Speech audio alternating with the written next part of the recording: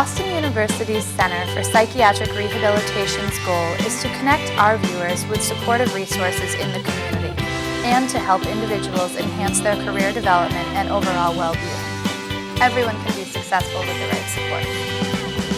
In the last ditch, I think of you.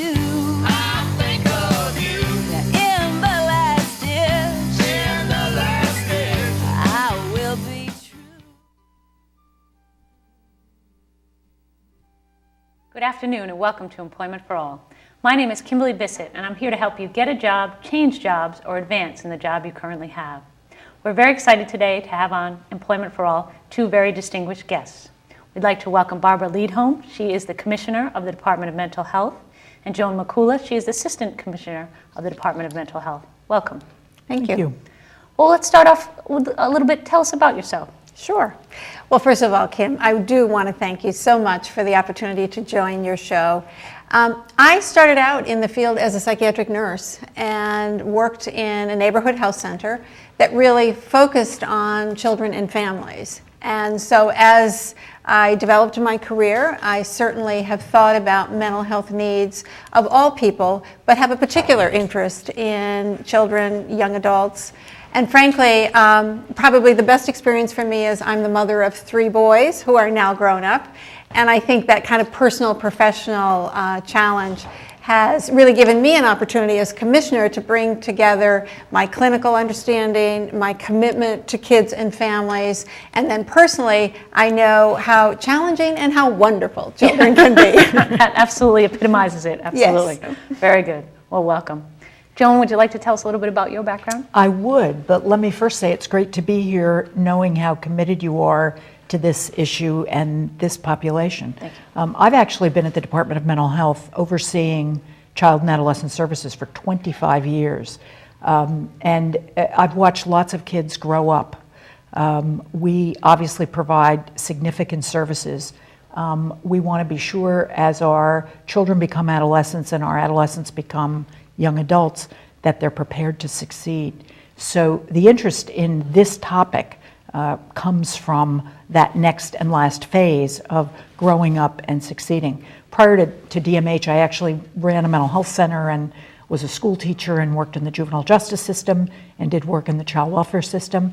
And in many ways, it's looking at populations of young people, many of whom have mental health challenges, all of whom grow up facing the same issues our mental health youth face today. Absolutely, and it's determining which supports people need to be successful, and that's what we're here really talking about today. We're talking about transitional age youth, so let's define that for people. Sure. For the department, we really think about transitional age youth as kind of the ages of 16 to 25. Back actually in 2001, a subcommittee, a couple youths of the Department of Mental Health were participating in a statewide planning council. And they started really asking the department to think, kind of focus our attention on adolescents and young adults. And they really engaged in kind of bringing other youth into the department and really making recommendations to the department that we not only offer particular services, but that we start kind of strengthening the voice of youth and young adults in our department. So I think it gave us an opportunity to reflect on how we were meeting needs, what was kind of changing. I mean, 2001 is quite a number of years ago, and we keep learning more and more in the mental health field about approaches that really recognize youth and young adults, as well as really tailor kind of that understanding to better serving kids and their families.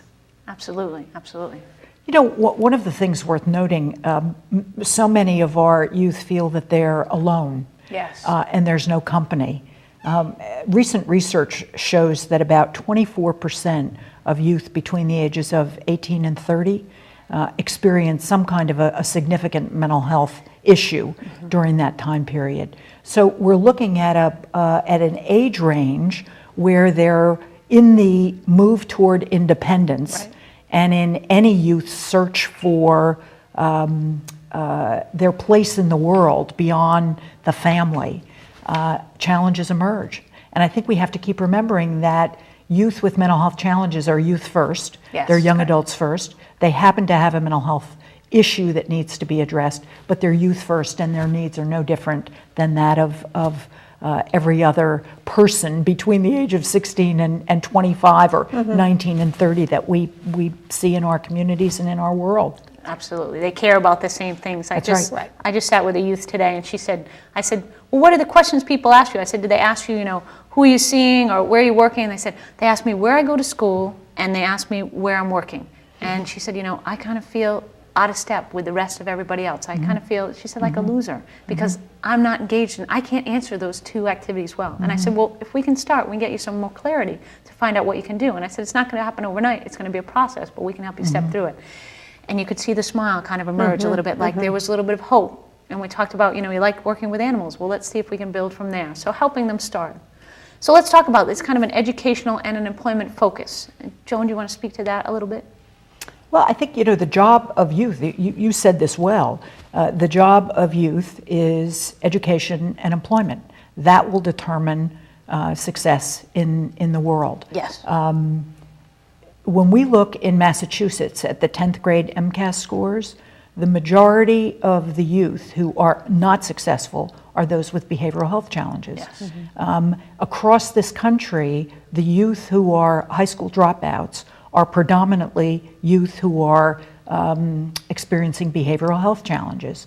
We need to turn that around. Yes. The dropout rates are higher than that of any other disability group. We need to change that. When we all think about where our first job came from, we've all gotten help. My first job came from my mother's friend.